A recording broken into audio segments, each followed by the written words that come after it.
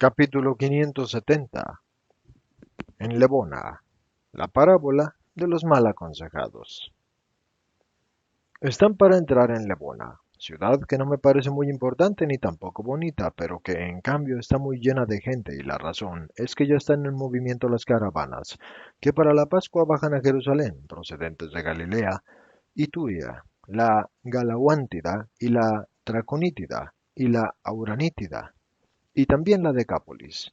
Y yo diría que es Lebona y está situada en un camino de caravanas, y es más, diría que es como un nudo de caminos, y que son caminos de caravanas que vienen de esas regiones, que son del Mediterráneo y del este y del norte del Palestina, para confluir en este lugar en la vasta vía que conduce a Jerusalén. Probablemente la preferencia de la gente se debe al hecho de que esta vía está muy patrullada por los romanos, de forma que se sienten más seguros del peligro y de malos encuentros también con bandidos. Y pienso esto, pero quizás la preferencia se deba a otras causas o a recuerdos históricos o sagrados, no lo sé.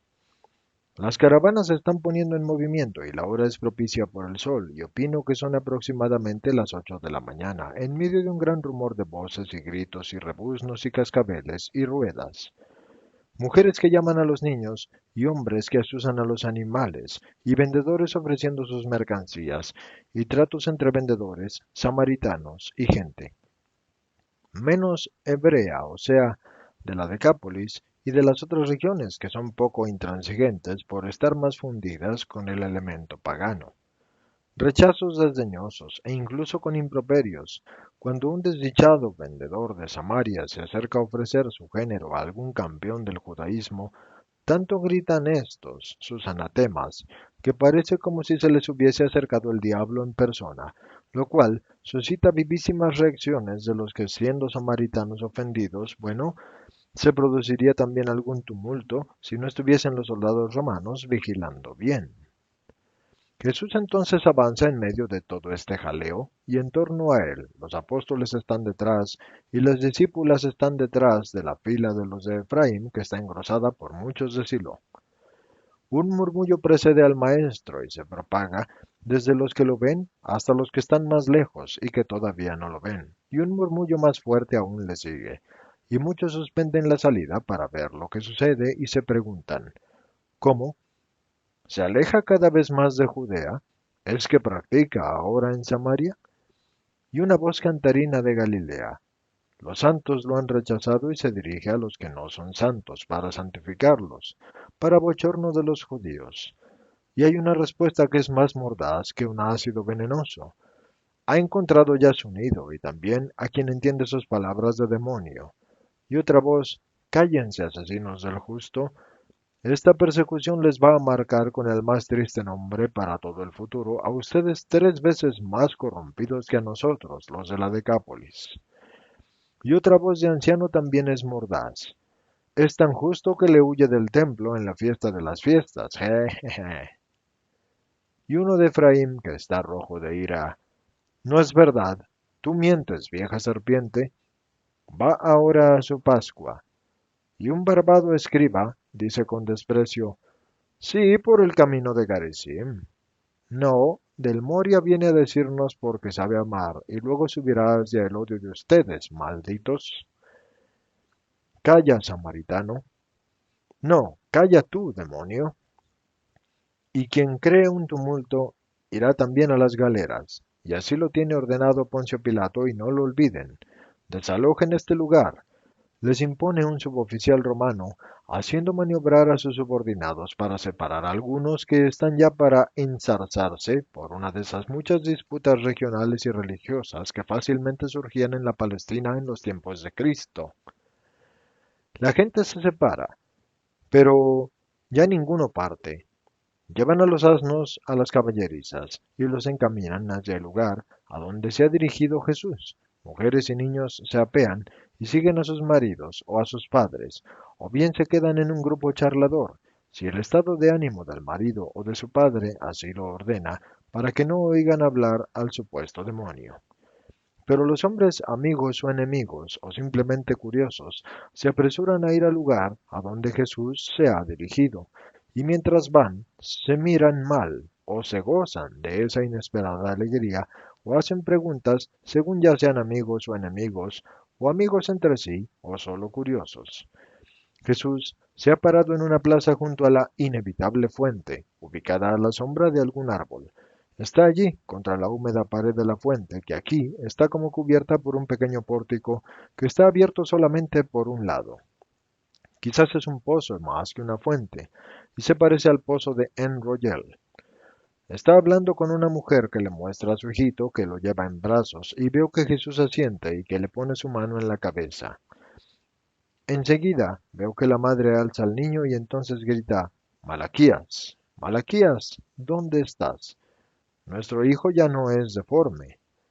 Y la mujer entonces eleva cantarina a su hosana, al que se une también el de la gente, mientras que un hombre se abre paso y va a postrarse ante el Señor. La gente entonces comenta lo sucedido y las mujeres, que la mayor parte de ellas son madres, se congratulan con la mujer que ha sido agraciada. Los más lejanos, después de haber gritado el Hosana, para unirse a los que saben lo que ha sucedido, alargan el cuello y les preguntan, ¿pero qué ha pasado? Un niño jorobado, que estaba tan jorobado que a duras penas podía sostenerse sobre sus piernas, era así de alto, y solo, y no exagero, así, de lo encorvado que estaba. Parecía solo de 3 años, pero tenía 7. Mírenlo ahora. Entonces lo ven y tiene la altura de todos, y está derecho como una palma, y es ágil. Miren cómo se encarama al murete de la fuente para que lo vean y para ver. Miren cómo ríe feliz. Entonces un Galileo se vuelve a uno, que a juzgar por los esponjosos caireles del cinturón, yo creo adivinar si digo que es un rabí. Le pregunta, ¿tú qué piensas? ¿También esto es una obra del demonio? Verdaderamente, si así actúa el demonio, o sea, eliminando tantas desventuras para hacer felices a los hombres y hacer que Dios sea alabado, entonces habrá que decir que es el mejor siervo de Dios. Blasfemo, calla. Yo no estoy blasfemando, rabí, yo comento lo que veo. Porque la santidad de ustedes nos acarrea solo pesos y desventuras, y nos trae los improperios a los labios, y pensamientos de desconfianza en el Altísimo, mientras que las obras del Rabí de Nazaret nos dan la paz y la certeza de que Dios es bueno. El Rabí no responde, y se separa, y entonces va a cuchichear algo con los otros que son amigos suyos. Y uno de ellos se separa del grupo y se abre paso entre la gente, y llegado frente a Jesús le pregunta sin saludarlo antes, ¿qué piensas hacer? Hablar a los que pidan mi palabra, le responde Jesús mirándolo a los ojos sin desprecio, pero también sin miedo. Eso no te es lícito porque el Sanedrín no lo quiere. Tal vez el Sanedrín no lo quiere, pero lo quiere el Altísimo, del que el Sanedrín debería ser siervo. ¿Sabes tú que has sido condenado? Calla o... Mi nombre es palabra y la palabra habla. A los samaritanos, si fuera verdadero que eres quien tú dices ser, no les daría a los samaritanos tu palabra. Yo se las he dado y se las voy a seguir dando, a galileos, a judíos, a samaritanos, porque a los ojos de Dios no existe diferencia. Intenta hablar en Judea, si te atreves. En verdad sí que hablaré, espérenme. ¿Qué no eres tú acaso Eleazar ben Parda? Entonces verás antes que yo a Gamaliel, y dile en el nombre mío, que también a él le daré, después de 21 años, la respuesta que espera. ¿Sí comprendes? Recuérdalo bien, porque también a él le daré, después de 21 años, la respuesta que espera. Adiós. ¿Dónde? ¿Dónde quieres hablar? ¿Dónde quieres responder al gran Gamaliel? Seguro que ha dejado Gámala de Judea para entrar en Jerusalén, pero aunque estuviera todavía en Gámala, no podrías hablar con él. ¿Dónde? ¿Y dónde se reúnen los escribas y rabíes de Israel? ¿En el templo? ¿Tú en el templo? ¿Te atreverías? ¿Pero no sabes que no sé que ustedes me odian? Sí, lo sé, y me basta con no ser odiado por mi Padre. Dentro de poco el templo se va a estremecer por mi palabra. Y sin preocuparse ya más de su interlocutor, abre los brazos para imponer silencio a la gente, que está alterada entre opuestas corrientes y alborotada contra los que son perturbadores. Se produce entonces enseguida el silencio, y en el silencio Jesús habla. En Silo he hablado de los malos consejeros y de lo que puede realmente hacer de un consejo un bien o un mal. A ustedes, que no son solo de Lebona, sino que también son de todas las partes de Palestina, les propongo ahora esta parábola. La vamos a llamar la parábola de los mal aconsejados. Oigan, había una familia que era numerosísima, y era tan numerosa que era una tribu. Numerosos hijos se habían casado, y habían formado, en torno a la primera familia, muchas otras familias ricas en hijos, los cuales casándose también a su vez habían formado otras familias, de manera que el anciano padre se había encontrado como a la cabeza de un pequeño reino donde él era el rey. Como siempre, así sucede en las familias, los muchos hijos y los hijos de los hijos tenían sus caracteres distintos. Unos eran buenos y justos y otros avasalladores e injustos. Unos estaban contentos con su estado y otros eran envidiosos, y les parecía menor su parte que las de sus hermanos o parientes. Y junto al peor estaba también el mejor de todos. Era natural que este bueno fuera el más amado y el más tiernamente amado por el padre de toda esa gran familia.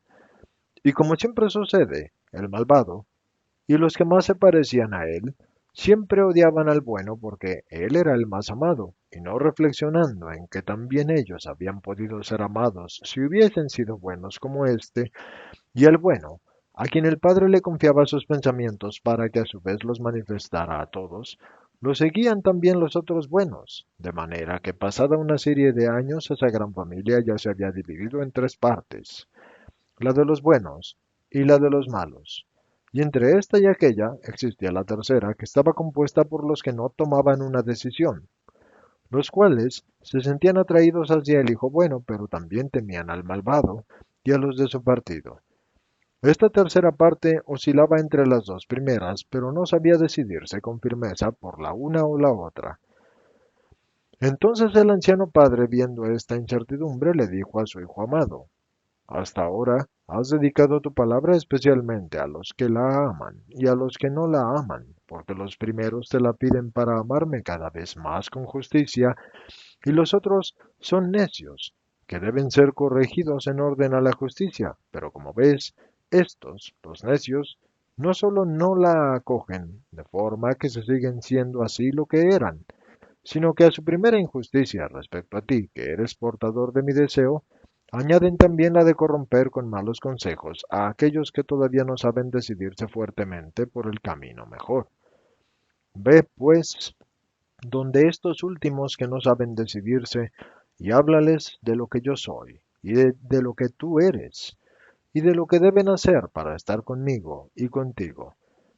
El hijo, siempre obediente, fue como quería su padre, y cada día que pasaba conquistaba algún corazón, de forma que el padre vio así con claridad quiénes eran los verdaderos hijos suyos y los rebeldes, y los miraba con severidad a los rebeldes cuando los increpaba porque era padre y quería traerlos hacia sí con la paciencia y el amor y el ejemplo de los buenos.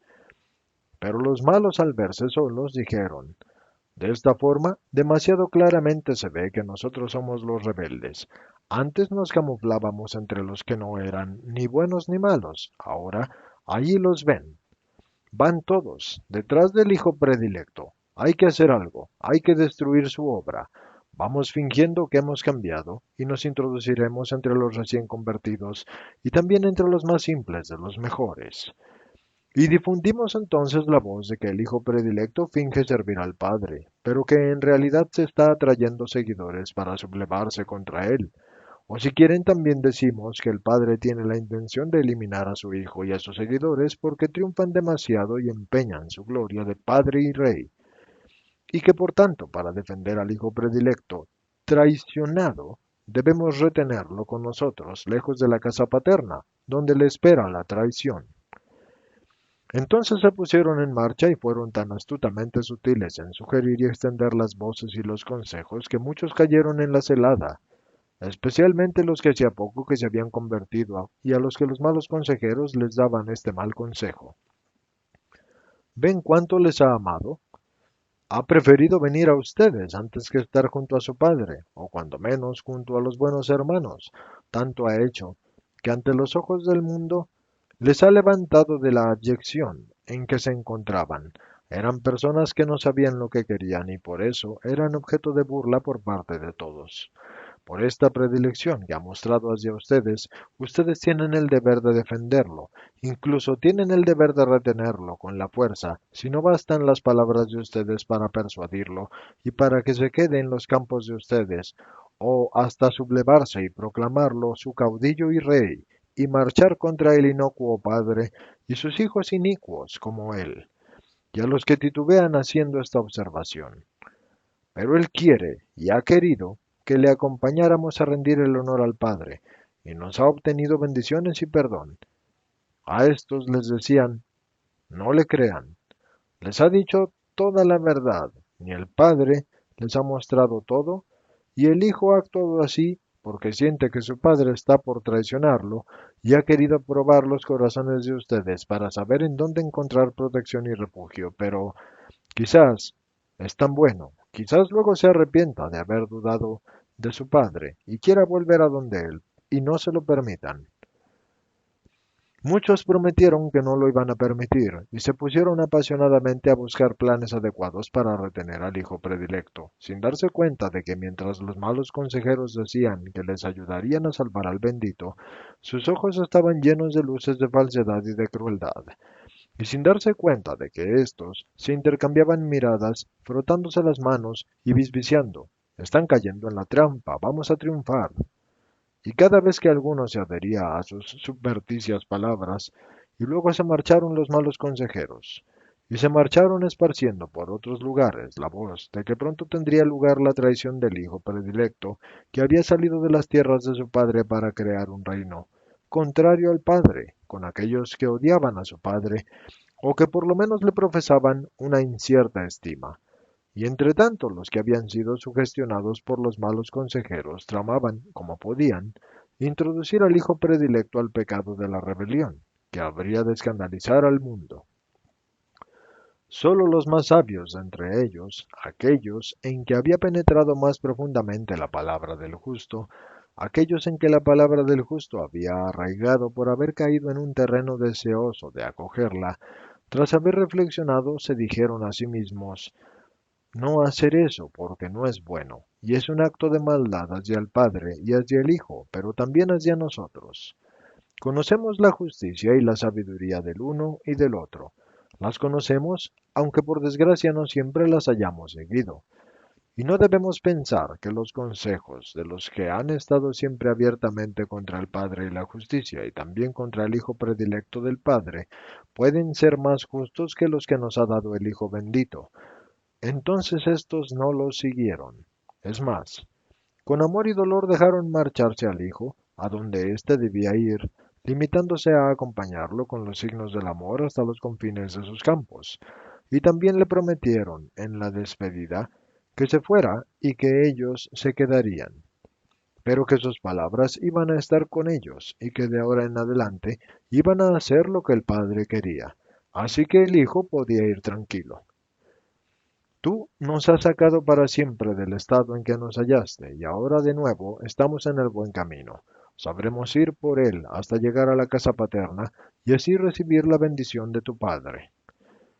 Por el contrario, algunos prestaron su adhesión a los malos consejos y pecaron, tentando a pecar al hijo predilecto y burlándose de él como si fuera un necio, por obstinarse en cumplir con su deber. Ahora yo les pregunto, ¿por qué el mismo consejo obró en maneras distintas? ¿No responden? Yo les voy a decir, como lo dije en Silo. Porque los consejos adquieren el valor o resultan nulos según lo que sean o no acogidos. Si uno no quiere pecar, no va a pecar. Inútilmente será tentado con los malos consejos y no será castigado por haber tenido que escuchar las insinuaciones de los malvados. No será castigado porque Dios es justo y no castiga por las culpas que no se cometen. Será castigado solo si, después de haber debido escuchar al mal que tienta, sin hacer uso de su intelecto para meditar sobre la naturaleza y el origen del consejo, éste lo pone en práctica. Entonces no tendrá disculpa por decir que lo consideró bueno, porque bueno es lo que agrada a Dios. ¿Puede acaso Dios aprobar y aceptar con agrado una desobediencia o algo que induzca a la desobediencia? ¿Puede Dios bendecir algo que se oponga a su ley, o sea, a su santa palabra?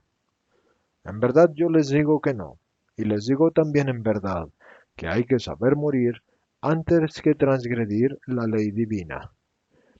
En Siquem yo seguiré hablando para hacerlos justos en orden al saber y querer, o a no querer practicar el consejo que se les ofrece, por tanto pueden irse.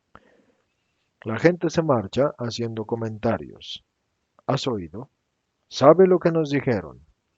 Y nos ha dado un toque de atención en orden a la rectitud, dice un samaritano. Sí. ¿Y has visto cómo se han inquietado los judíos y los escribas que estaban presentes? Sí. Ni siquiera han esperado al final para marcharse. Malas víboras, pero él dice lo que quiere hacer. Hace mal. Podría causarse problemas. Los del Ebal y el Garizim se han exaltado mucho. Yo nunca me he forjado una falsa idea. El rabí es el rabí. Y diciendo esto está dicho todo. ¿Puede acaso pecar el rabí, no subiendo al templo de Jerusalén? E encontrará la muerte, ya verás. Y será el final. ¿Para quién? ¿Para él? ¿Para nosotros o para los judíos?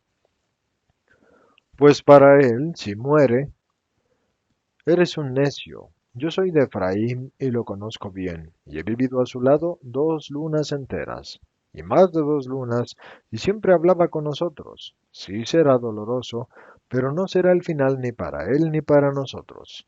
No puede morir, acabar el santo de los santos, ni puede acabar así tampoco para nosotros. Yo soy un ignorante, pero siento que el reino vendrá cuando los judíos crean que ha acabado, y entonces serán ellos los que sí encontrarán su final. ¿Piensas en una venganza del Maestro por parte de los discípulos? ¿Una rebelión? ¿Una matanza? ¿Y los romanos? No hay necesidad de discípulos, ni de venganzas humanas, ni de matanzas, porque será el Altísimo el que los vencerá. Bien nos ha castigado a nosotros durante siglos, y por mucho menos. ¿Piensas que no los va a castigar a ellos por su pecado de atormentar a su Cristo y Mesías? Verlos derrotados. Ah, tienes un corazón como no querría el maestro que lo tuvieras, porque él ora por sus enemigos. Yo mañana lo seguiré, porque quiero oír lo que va a decir en Siquem. Yo también, y yo también. Y muchos de Lebona tienen ese mismo pensamiento, y fraternizando con los de Efraín y Silo, van a prepararse para la partida del día siguiente.